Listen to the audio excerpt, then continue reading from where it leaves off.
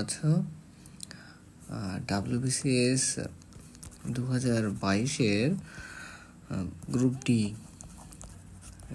এর বিষয়ে কত ফাইনাল কাট আপ যেতে পারে বা ফাইনাল ফলাফল, যে রিটেন মেন এক্সাম দিলাম সেই মেন এক্সামের কত কাট আপ আমাদের যেতে পারে সেই নিয়ে একটা ডিটেলস ভিডিও অনেকে চাইছিলে এবং আমি নিজেও চাইছিলাম ভিডিওটা নিয়ে আসবো, সেই জন্য ভিডিওটা করা।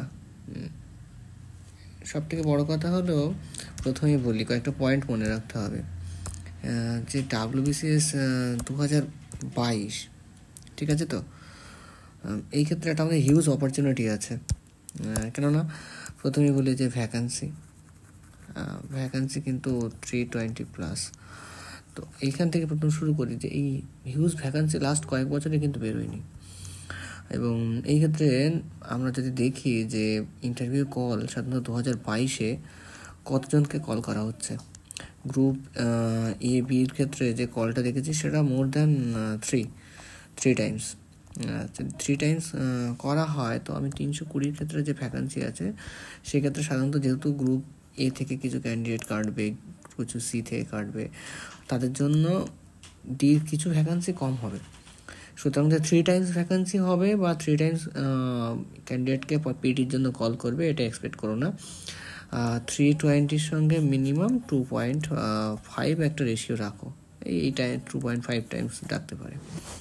তো 320 2.5 মানে মোটামুটি চলে যাও যে অ্যারাউন্ড 750 থেকে 760 ক্যান্ডিডেট কল করবে। 750 থেকে 760 এই ক্যান্ডিডেটে হিউজ পরিমাণে ক্যান্ডিডেট। সেক্ষেত্রে তোমার আশা করতে পারো যে কাট আপ কত যেতে পারে, অবশ্যই কম যাবে। সেক্ষেত্রে দেখো কয়েকটা ফ্যাক্টর আছে। আমি প্রথমে বলি যে গ্রুপ এর ক্ষেত্রে যে কাট আপ আছে, গ্রুপ বির কাট আপ ধরো না, সেখান থেকে তোমাদের বের করার চেষ্টা করি যে 886 রাউন্ড ফিগারে ধরছি। আমি 156 বাদ দিয়েছিলাম গ্রুপ সি কাট আপ বের করার জন্য। সেক্ষেত্রে কিন্তু ভ্যাকান্সি ছিল মাত্র 128, ঠিক আছে, সুতরাং কলটা পরিমাণটা কমই হওয়ার কথা ছিল। কিন্তু দেখো এইখানে যদি ধরা হয় যে 730 যদি গ্রুপ সির ক্ষেত্রে হয় 120 না, এখানে কিন্তু তার মোর দ্যান ডবল ক্যান্ডিডেট, ঠিক আছে। তো ডবল ক্যান্ডিডেটের জন্য মিনিমাম প্রত্যেক ক্যান্ডিডেট পিছু যদি আমি ধরে নিই যে 0.5 করে ক্যান্ডিডেট রেশিওর জন্য নাম্বার কমতে পারে বা 3টে ক্যান্ডিডেটে 1 মার্কস কমতে পারে, তো প্রায় এখান থেকে 300-র কাছাকাছি যখন ভ্যাকান্সি চলে যাচ্ছে, 200 এক্সট্রা ভ্যাকান্সি আসছে, সেক্ষেত্রে যদি আমি ধরি মিনিমাম 70 মার্কস কমার কথা কাট আপ। তো আমি এখান থেকে যদি 70 বাদ দিই তাহলে কিন্তু নাম্বারটা থাকে 660। এবার দেখো 660, এই যে রিটেন কাট আপ মার্কসের কথা বলছি, এক্ষেত্রে না কয়েকটা জোন ফ্যাক্টর করবে। যে 660টা এরকম সম্ভব হতো যখন যদি সবাই 500 MCQতে পেতো, সাপোজ সবাই রাইটিংয়ে 200 পেত, কিন্তু এইটা তো বাস্তব সিনারিও না। এই ক্ষেত্রে না দুটো জিনিস ফ্যাক্টর করবে। দেখো যে রাইটিংয়ে 200 পেয়েছিল না, সে কিন্তু এ বি সি ডি সবগুলো ভরেছে, যে 240 পেয়েছে রাইটিংয়ে সেও কিন্তু সব পোস্টগুলো ভরেছে। তো সুতরাং তাদের কলগুলো তো আবার ঘুরে আসবে। তো এই যে রাইটিংয়ের যে ফ্যাক্টরটা আসছে না, আর MCQতে যার বেশি মার্কস আছে তার ক্ষেত্রে আমি কনসিডার করতে, সেও তো এ সি ডি সবগুলোই পূরণ করেছে। রেয়ার কয়েকজন ক্যান্ডিডেট যারা সিডি পূরণ করেনি, কারা এ গ্রুপে যারা আছে অলরেডি, যারা কর্মরত।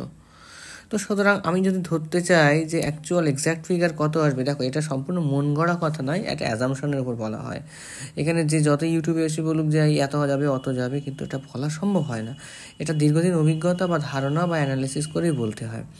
তো আমার মনে হলো যে 760 বলা ভুল, 660 যে মার্কসটা কথা বলা হচ্ছে, 660-র মার্কসটা আমি মনে হচ্ছে এইটা থাকলেও থাকতে পারে 660। তবে এতে ধরে নাও 660 থেকে ±5 যাবে, ঠিক আছে।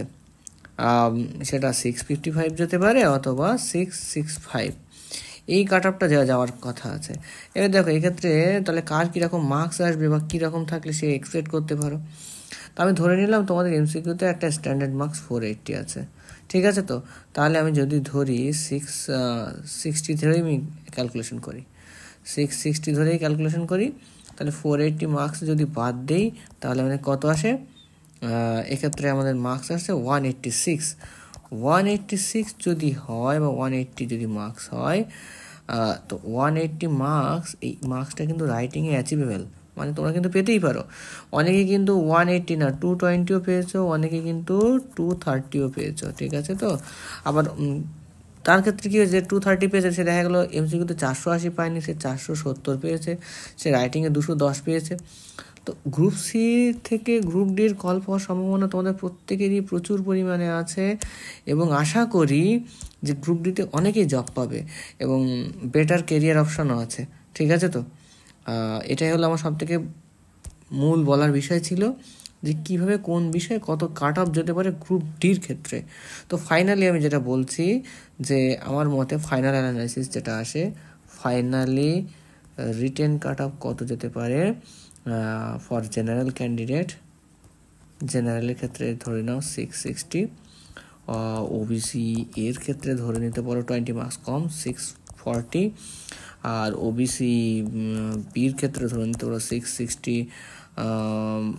655, আর এসসিদের ক্ষেত্রে ধরতে পারো 60 মার্কস কম, মানে প্রায় 600 বা 610-এর কাছাকাছি চলে যেতে পারে, কিন্তু যদি সেই পরিমাণ ভ্যাকান্সি রিক্রুট করে নেয়।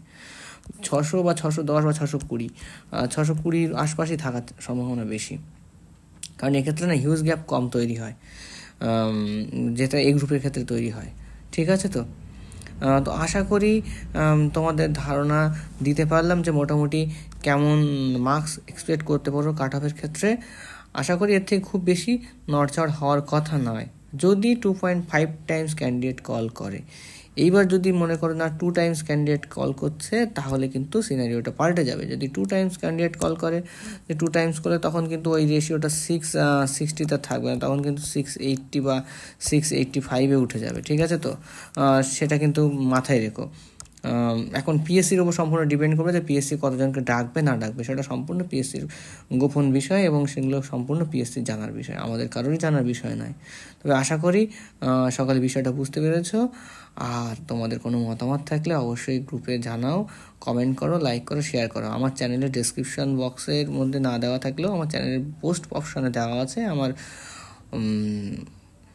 টেলিগ্রাম চ্যাট, এবং সেখানে তোমরা জয়েন করতে পারো, এখানে কমেন্ট করতে পারো, ইউটিউবে কমেন্ট, লাইক, শেয়ার করো, এবং যদি ভালো লাগে বন্ধুদের মধ্যে চ্যানেলটা ছড়িয়ে দিও। ওকে, থ্যাংক ইউ।